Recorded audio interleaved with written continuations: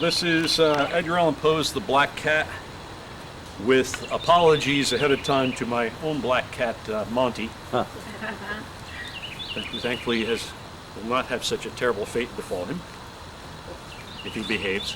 I didn't know if you were going to bring him, but he shouldn't hear this. No, it's not wholesome feline fare. Oh. And this was published in 1845, by the way. Edgar Allan Poe's The Black Cat. For the most wild yet homely narrative which I am about to pen, I neither expect nor solicit belief. Mad indeed would I have to be to expect it, in a case where my very senses reject their own evidence. Yet mad am I not, and very surely do I not dream. But tomorrow I die, and today I would unburthen my soul. My immediate purpose is to place before the world, plainly, succinctly, and without comment, a series of mere household events. In their consequences, these events have terrified, have tortured, have destroyed me. Yet I will not attempt to expound them.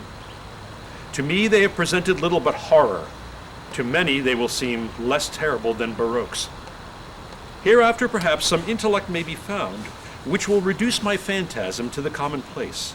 Some intellect more calm, more logical, and far less excitable than my own, which will perceive, in the circumstances I detail with awe, nothing more than an ordinary succession of very natural causes and effects. From my infancy, I was noted for the docility and humanity of my disposition. My tenderness of heart was even so conspicuous as to make me the jest of my companions. I was especially fond of animals, and was indulged by my parents with a great variety of pets. With these I spent most of my time, and never was so happy as when feeding and caressing them. This peculiarity of character grew with my growth, and in my manhood I derived from it one of my principal sources of pleasure. To those who have cherished an affection for a faithful and sagacious dog, I need hardly be at the trouble of explaining the nature or the intensity of the gratification thus derivable. There is something in the unselfish and self-sacrificing love of a brute which goes directly to the heart of him who has had frequent occasion to test the paltry friendship and gossamer fidelity of mere man. I married early, and was happy to find in my wife a disposition not uncongenial with my own. Observing my partiality for domestic pets, she lost no opportunity of procuring those of the most agreeable kind. We had birds, goldfish, a fine dog, rabbits, a small monkey, and a cat. The latter was remarkably large and beautiful animal, entirely black and sagacious to an astonishing degree. In speaking of his intelligence, my wife, who was at heart not a little tinctured with suspicion, made frequent allusion to the ancient popular notion which regarded all black cats as witches in disguise. Not that she was ever serious upon this point, and I mention the matter at all for no better reason than that it happens just now to be remembered. Pluto, this was the cat's name, was my favorite pet and playmate. I alone fed him, and he attended me whenever I went about the house. It was even with difficulty that I could prevent him from following me through the streets. Our friendship lasted in this manner for several years, during which my general temperament and character, through the instrumentality of the fiend intemperance, had, I blush to confess it, experienced a radical alteration for the worse. I grew, day by day, more moody, more irritable, more regardless of the feelings of others. I suffered myself to use intemperate language to my wife. At length, I even proffered her personal violence. My pets, of course, were made to feel the change in my disposition. I not only neglected, but ill-used them. For Pluto, however, I still retained sufficient regard to restrain me from maltreating him, as I had made no scruple of maltreating the rabbits, the monkey, or even the dog, when by accident or through affection they came in my way. But my disease grew upon me. What a disease is like alcohol! And at length even Pluto, who was now becoming old, and consequently somewhat peevish, even Pluto began to experience the effects of my ill temper. One night, returning home much intoxicated from one of my haunts about town, I fancied that the cat avoided my presence. I seized him, when in his fright at my violence, he inflicted a slight wound upon my hand with his teeth. The fury of a demon instantly possessed me. I knew myself no longer.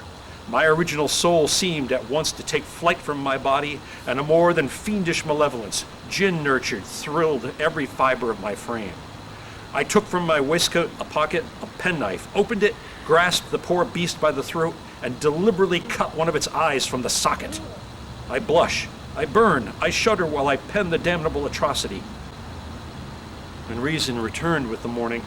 When I had slept off the fumes of the night's debauch, I experienced a sentiment half of horror, half of remorse for the crime of which I had been guilty. But it was at best a feeble and equivocal feeling, and the soul remained untouched. I again plunged into excess and soon drowned in wine all memory of the deed. In the meantime, the cat slowly recovered. The socket of the lost eye presented, it is true, a frightful appearance, but he no longer appeared to suffer any pain. He went about the house as usual, but, as might be expected, fled in extreme terror at my approach. I had so much of my old heart left as to be at first grieved by this evident dislike on the part of a creature that had once so loved me. But this feeling soon gave way to irritation. And then came, as if to my final and irrevocable overthrow, the spirit of perverseness. Of this spirit philosophy takes no account.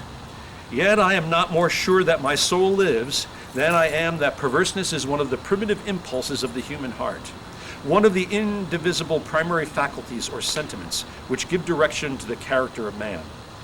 Who has not 100 times found himself committing a vile or silly action for no other reason than because he knows he should not? Have we not a perpetual inclination in the teeth of our best judgment to violate that which is law, merely because we understand it to be such? This spirit of perverseness, I say, came to my final overthrow. It was this unfathomable longing of the soul to vex itself, to offer violence to its own nature, to do wrong for the wrong's sake only, that urged me to continue and finally to consummate the injury I had inflicted upon the unoffending brute. One morning, in cool blood, I slipped a noose about its neck and hung it to the limb of a tree. Hung it with tears streaming from my eyes and with the bitterest remorse at my heart.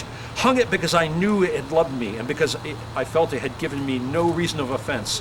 Hung it because I knew that in doing so I was committing a sin, a deadly sin that would so jeopardize my immortal soul as to place it, if such a thing were possible, even beyond the reach of the infinite mercy of the most merciful and most terrible God. On the night of the day of which this cruel deed was done, I was aroused from sleep by the cry of fire. The curtains of my bed were in flames. The whole house was blazing. It was with great difficulty that my wife, a servant, and myself made our escape from the conflagration. The destruction was complete. My entire worldly wealth was swallowed up, and I resigned myself thenceforward to despair. I am above the weakness of seeking to establish a sequence of cause and effect between the disaster and the atrocity.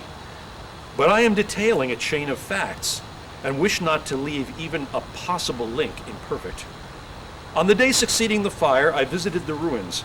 The walls, with one exception, had fallen in. On the day succeeding the fire, there's an error here. The exception was found in a compartment wall, not very thick, which stood about the middle of the house, and against which had rested the head of my bed. The plastering had here, in great measure, resisted the action of the fire, a fact which I attributed to it having been recently spread. About this wall, a dense crowd were collected, and many persons seemed to be examining a singular portion of it with very minute and eager attention. The words strange, singular, and other similar expressions excited my curiosity. I approached and saw, as if graven in bas relief upon the white surface, the figure of a giant cat. The impression was given with an accuracy truly marvelous. There was a rope about the animal's neck. When I first beheld this apparition, for I could scarcely regard it as less, my wonder and my terror were extreme. But at length reflection came to my aid. The cat, I remembered, had been hung in a garden adjacent to the house. Upon the alarm of fire, this garden had been immediately filled by the crowd, by someone of whom the animal must have been cut from the tree and thrown through an open window into my chamber. This had probably been done with the view of arousing me from sleep. The falling of other walls had compressed the victim of my cruelty into the substance of the freshly spread plaster, the lime of which, with the flames and the ammonia from the carcass, had then accomplished the portraiture as I saw it. Although I thus readily accounted to my reason, if not altogether to my conscience, for the startling fact just detailed, it did not the less fail to make a deep impression upon my fancy. For months I could not rid myself of the phantasm of the cat, and during this period there came back into my spirit a half-sentiment that seemed, but was not, remorse. I went so far as to regret the loss of the animal and to look about me among the vile haunts which I now habitually frequented for another pet of the same species, and of somewhat similar appearance with which to supply its place. One night, as I sat half stupefied in a den of more than infamy, my attention was suddenly drawn to some black object, reposing upon the head of one of the immense hogsheads of gin or of rum, which constituted the chief furniture of the apartment. I had been looking steadily at the top of this hogshead for some time, and what now caused me surprise was the fact that I had not sooner perceived the object thereupon. I approached it and touched it with my hand. It was a black cat, a very large one, fully as large as Pluto, and closely resembling him in every aspect but one. Pluto had not a white hair upon any portion of his body, but this cat had a large, although indefinite splotch of white, covering nearly the whole region of the breast. Upon my touching again, he immediately delighted with my notice. This then was the very creature of which I was in search. I was at once offered to purchase it of the landlord, but this person made no claim of it, knew nothing of it, had never seen it before. I continued my caresses, and when I prepared to go home, the animal evinced a disposition to accompany me. I permitted it to do so, occasionally stooping and patting as I proceeded. When it reached the house, it domesticated itself at once, and became immediately a great favorite with my wife. For my own part, I soon found a dislike to it arising within me.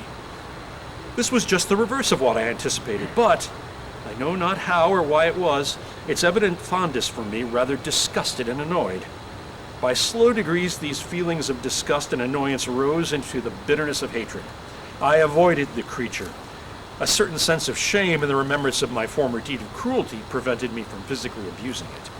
I did not, for some weeks, strike or otherwise violently ill-use it, but gradually, very gradually, I came to look upon it with unutterable loathing, and to flee silently from its odious presence, as if from the breath of a pestilence. What added no doubt to my hatred of the beast was the discovery on the morning after I brought it home that, like Pluto, it had been deprived of one of its eyes. This circumstance, however, only endeared it to my wife, who, as I have already said, possessed, in a high degree, that humanity of feeling which had once been my distinguishing trait, and the source of many of my simplest and purest pleasures. With my aversion to this cat, however, its partiality for myself seems to increase. It followed my footsteps with a pertinacity which would be difficult to make the reader comprehend. Wherever I sat, it would crouch beneath my chair or spring upon my knees, covering me with its loathsome caresses. If I arose to walk, it would get between my feet and thus nearly throw me down, or fastening its long and sharp claws into my dress, clamber in this manner to my breast. At such times, though I longed to destroy it with a blow, I was yet withheld from so doing, partly by a memory of my former crime, but chiefly, let me confess it at once, by absolute dread of the beast. This dread was not exactly a dread of physical evil, and yet I should be at a loss how otherwise to define it. I am almost ashamed to own, yes, even in this felon's cell, I am almost ashamed to own that the terror and horror with which the beast inspired me had been heightened by one of the most merest chimeras it would be possible to conceive. My wife had called attention more than once to the character of the mark of the white hair of which I have spoken, and which constituted the sole visible difference between the strange beast and the one I had destroyed. The reader will remember this mark, although large, had been originally very indefinite, but by slow degrees nearly imperceptible, and which for a long time my reason struggled to reject as fanciful, it had at length assumed a rigorous distinction of outline. It was now the representation of an object that I shudder to name, And for this, above all, I loathed and dreaded, and would have rid myself of the monster had I dared. It was now, I say, the image of a hideous, of a ghastly thing, of the gallows! O mournful and terrible engine of horror and of crime, of agony and of death! And now was I indeed wretched beyond the wretchedness of mere humanity, and a brute beast whose fellow I had contemptuously destroyed, a brute beast to work out for me, a man fashioned in the image of the high God, so much of insufferable woe. Alas, neither by day nor by night knew I the blessing of rest any more. During the former, the creature left me no moment alone, and in the latter, I started hourly from dreams of unutterable fear, to find the hot breath of the thing upon my face, and its vast weight, an incarnate nightmare that I had no power to shake off, incumbent eternally upon my heart. Beneath the pressure of torments such as these, the feeble remnant of the good within me succumbed. Evil thoughts became my sole intimates, the darkest and most evil of thoughts. The moodiness of my usual temper increased to hatred of all things and of all mankind, while from the sudden, frequent, and ungovernable outbursts of a fury to which I now blindly abandoned myself, my uncomplaining wife, alas, was the most usual and most patient of sufferers. One day she accompanied me upon some household errand into the cellar of the old building which our poverty compelled us to inhabit. The cat followed me down the steep stairs, and nearly throwing me headlong, exasperated me to madness. Uplifting an axe and forgetting in my wrath the childish dread which had hitherto stayed my hand, I aimed a blow at the animal, which, of course, would have proved instantly fatal had it descended as I wished. But this blow was arrested by the hand of my wife. Goaded by the interference into a rage more than demoniacal, I withdrew my arm from her grasp and buried the axe in her brain. She fell dead upon the spot without a groan. This hideous murder accomplished, I set myself forthwith and with entire deliberation to the task of concealing the body. I knew that I could not remove it from the house, either by day or by night, without the risk of being observed by the neighbors. Many projects entered into my mind. At one period, I thought of cutting the corpse into minute fragments and destroying them by fire. At another, I resolved to dig a grave for it in the floor of the cellar. Again, I deliberated about casting it into the well in the yard, about packing it in a box as if merchandise with the usual arrangements, and so getting a porter to take it from the house. Finally, I hit upon what I considered a far better expedient than either of these. I determined to wall it up in the cellar, as the monks of the Middle Ages are recorded to have walled up their victims. For a purpose such as this, the cellar was well adapted. Its walls were loosely constructed and had lately been plastered throughout with a rough plaster which the dampness of the environment had prevented from hardening. Moreover, in one of the walls was a projection caused by a false chimney or fireplace that had been filled up and made to resemble the rest of the cellar. I made no doubt that I could readily displace the bricks at this point, insert the corpse, and wall the whole thing up as before, so that no eye could detect anything suspicious. And in this calculus, I was not deceived. By means of a crowbar, I easily displaced the bricks, and having carefully deposited the body against the inner wall, I propped it in that position while, with little trouble, I relayed the whole structure as it originally stood. Having procured mortar, sand, and hair with every possible precaution, I prepared a plaster which could not be distinguished from the old. And with this, I very carefully went over the new brickwork. When I had finished, I felt satisfied that all was right. The wall did not present the slightest appearance of having been disturbed. The rubbish on the floor was picked up with minimal care. I looked around triumphantly and said to myself, here at least then my labor has not been in vain. My next step was to look for the beast which had been the cause of so much wretchedness, for I had at length firmly resolved to put it to death. Had I been able to meet with it at the moment, there could have been no doubt of its fate. But it appeared that the crafty animal had been alarmed at the violence of my previous anger, and forbore to present itself in my present mood. It is impossible to describe or to imagine the deep, the blissful sense of relief which the absence of the detested creature occasioned in my bosom. It did not make its appearance during the night, and thus for one night at least, since its introduction into the house, I soundly and tranquilly slept. I slept even with the burden of murder upon my soul.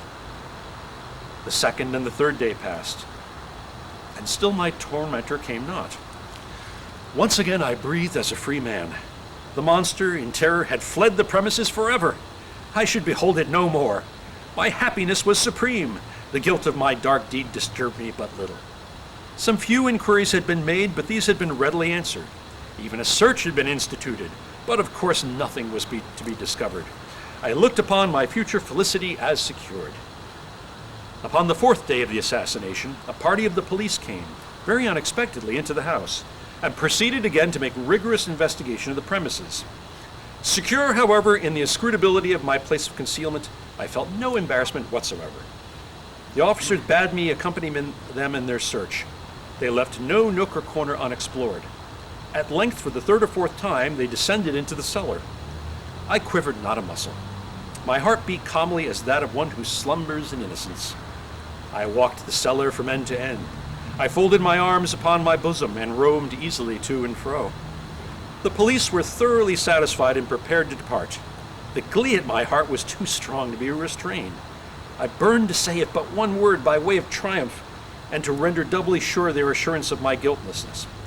"Gentlemen," I said at last, as the party ascended the steps, "I delight to have allayed your suspicions. I wish you all health and a little more courtesy. By the by, gentlemen, this is a very well-constructed house." In the rabid desire to say something easily, I scarcely knew what I uttered at all.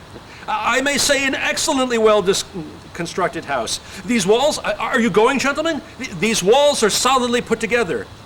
And here, through the mere frenzy of bravado, I rapped heavily with a cane which I held in my hand upon the very portion of the brickwork behind which stood the corpse of the wife of my bosom. But may God shield and deliver me from the fangs of the arch-fiend.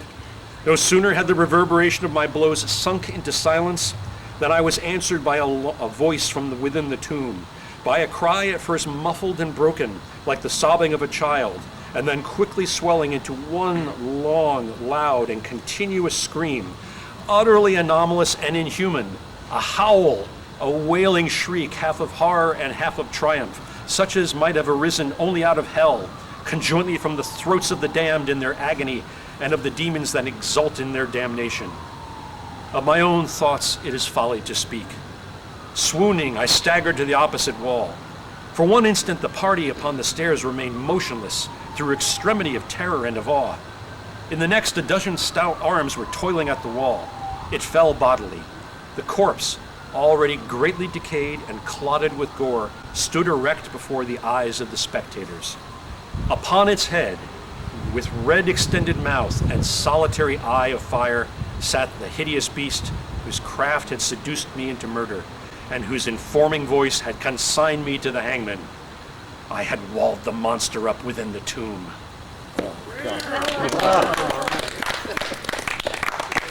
Bravo. Well, now for some lighter fare. Smelling cat. Horrendous than I remembered. Carl, you were going to read The Conqueror Worm? Yes. I'll find that for you.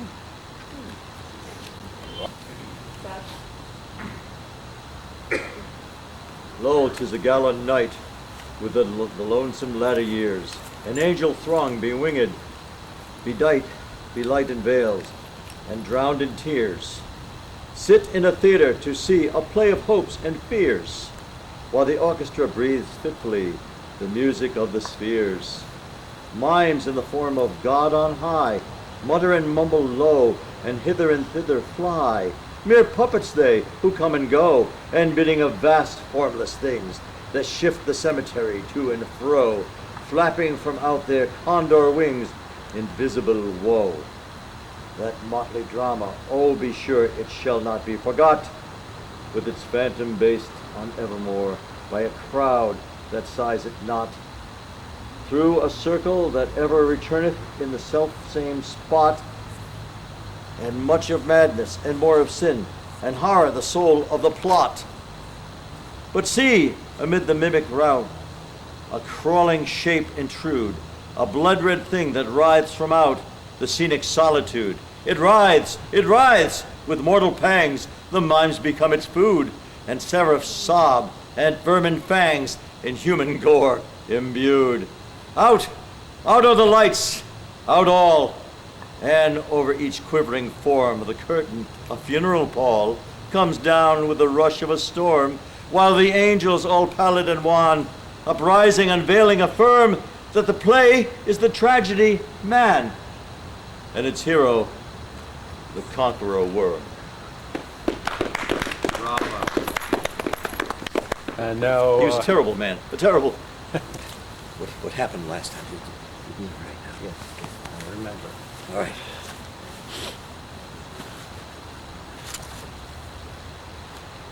El Dorado. Gaily bedight, a gallant knight, in sunshine and in shadow, had journeyed long, singing a song, in search of El Dorado. But he grew old, this knight so bold, and over his heart a shadow fell as he found no spot of ground that looked like El Dorado. And as his strength failed him at length, he met a pilgrim shadow. Shadow, said he, where can it be, this land of El Dorado? Over the mountains of the moon, down the valley of the shadow. Ride, boldly ride, the shade replied, if you seek for El Dorado. Oh.